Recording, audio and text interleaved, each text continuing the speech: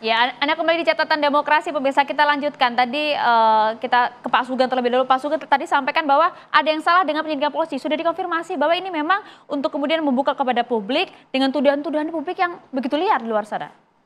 Iya, saya kan tetap pada norma yang namanya proses ya, norma proses penyidikan. Kan ini kasusnya satu, jadi fokus kepada pembuktian yang satu.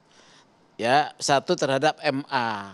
Yang lain itu saya katakan muncul nanti itu framing, media juga framing ya. Jangan rasanya kalau media framing kami nggak terima Pak, karena kami cover both side Pak. Kami memberitakan dari sudut pandang korban, kami memberitakan dari sudut pandang Agus. Nah, Agus kami tayangkan media terus Pak. Sekarang memang berkembang Pak, kepada media yang walaupun cover both side punya muatan-muatan keberpihakan. Bukan TV One ya Pak itu Pak ya, bukan TV One Pak. Keberpihakan mungkin Pak pada korban, yang nggak ada masalah keberpihakan pada korban. Oleh karena itu kode etik tetap diberlakukan ya. Saya cuma mau meminta polisi tetap profesional dan proporsional. Udah itu aja. Oke. Ya. Singkat pada jelas Maria ya. Pak Rianto seperti ingin nambahin lagi nih Pak Rianto. Justru yang karena polisi pengen profesional dan proporsional itulah maka sekarang polisi pakai presisi.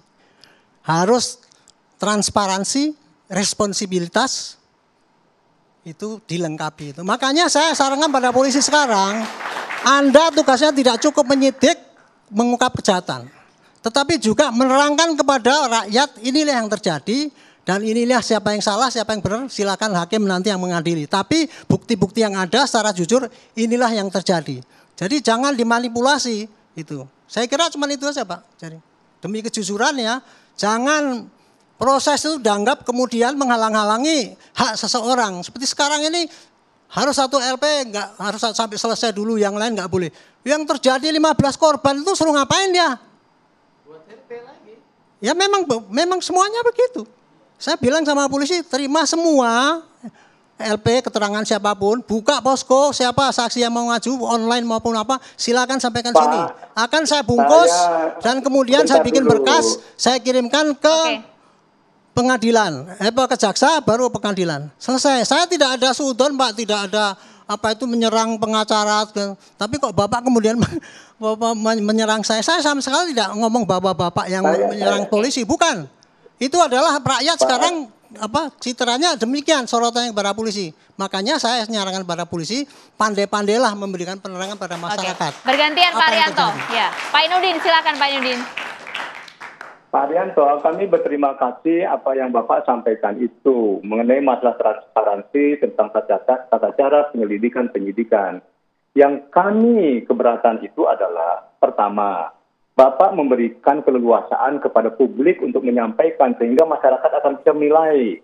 Kayak ini kan pasti ada namanya the trial by the press. Belum kita adili, biarkan hakim itu nanti akan mengkonstituir, mengkualifikasir sehingga menemukan di antara kedua belah pihak, antara jaksa dengan lawyer, kemudian didudukkan terdakwa dan ada saksi-saksi di sana yang akan memberikan keterangan baik ahli, maka itulah yang kemudian menjadi tugas hakim untuk memutus perkara ini dengan baik.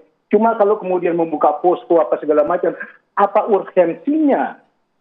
Apa urgensinya kemudian kita meminta semua korban-korban itu, apakah semua orang membuka yang posko itu Pak artinya memberikan kesempatan kepada siapapun yang menjadi korban untuk melaporkan, minta perlindungan, siapapun yang mengetahui kejadian untuk menjelaskan kepada inilah yang terjadi, sehingga akhirnya rakyat benar-benar tahu kebenaran yang hakiki, bukan kebenaran yang berdasarkan bukti-bukti yang dikumpulkan oleh polisi gitu Pak.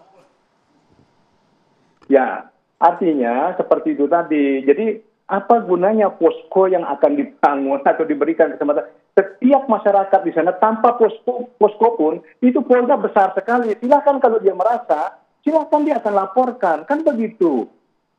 Jadi seolah-olah bahwa, mohon maaf, kita ini belum berbicara tentang mengenai masalah hak. Hak ini kedua-duanya mempunyai hak. Dalam hal ini tersangka mempunyai hak juga. Ya, mempunyai hak karena dia disabilitas. Dia tidak mampu melakukan, akal pikir seperti apa yang disampaikan oleh Pak Reza dengan 4 sistem atau 2 modus yang terbanyak dilakukan.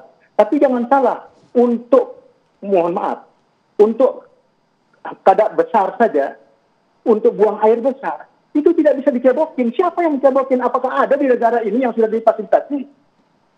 untuk kemudian dia buang air kecil. Kemudian nanti kalau terjadi di persidangan pengadilan, taruh kata itu diponis. Taruh kata itu diponis.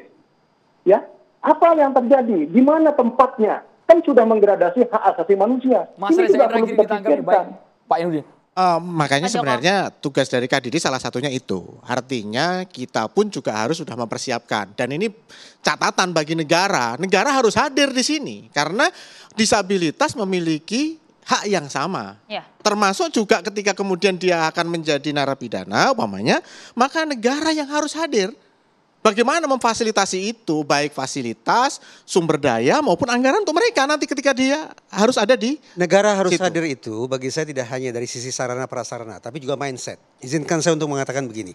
Sejak Indonesia memiliki undang-undang tindak pidana kekerasan seksual, kita harus punya keinsafan yang sama bahwa negara kita memposisikan pidana yang satu ini sebagai kejahatan yang serius. Kejahatan yang luar biasa.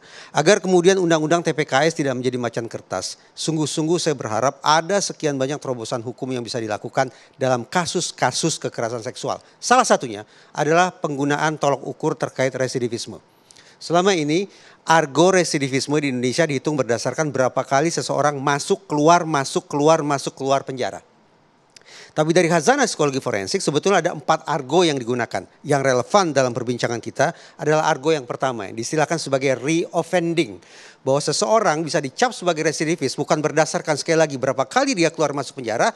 Tapi berapa kali dia melakukan perbuatan pidana dan berapa banyak korbannya. Terlepas apakah peristiwa pidana itu masuk ke ranah hukum atau tidak.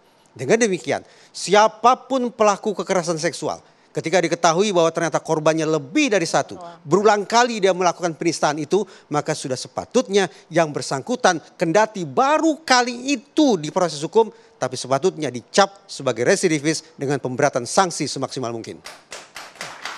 Mbak Devi.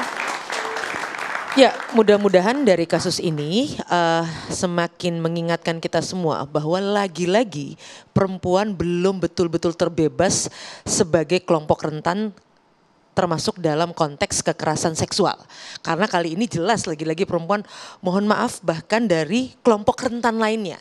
Nah ini yang menjadi catatan serius ketika seorang korban khususnya perempuan mengalami proses yang tadi disebut oleh beliau, proses grooming tadi, bagaimana manipulasi emosi itu dilakukan, itu data menunjukkan angka pelaporannya sangat rendah. Padahal 1 dari 3 perempuan kabarnya di dunia itu mengalami hal tersebut.